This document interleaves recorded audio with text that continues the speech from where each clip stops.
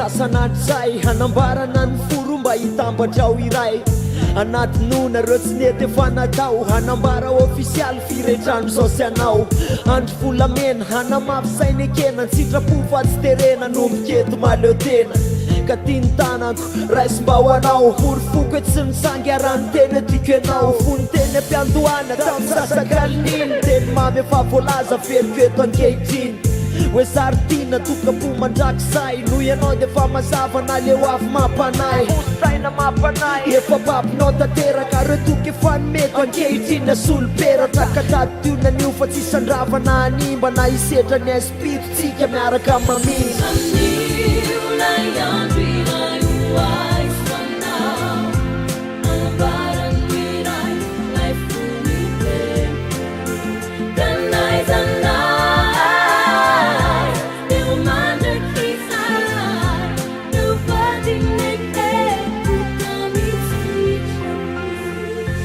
Katiperatra eto tanako ito atolotro anao homarika fenao anaty zako efanao ka naontsana hoe faly orona manankarena de tsy vadika aminao afa ho atsaiko zay nekena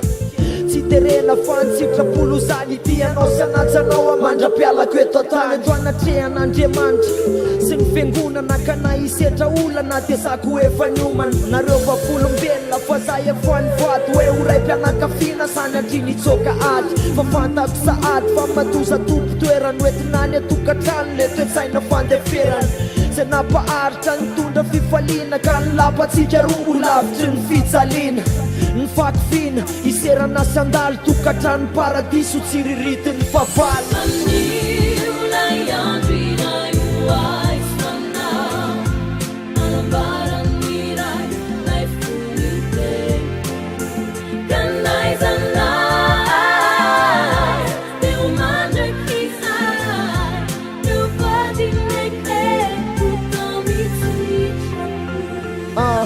Endriko amaranako azy de mba hera amin'ny akama hoe rehefa ndeha irevy de azatsona ho atanàna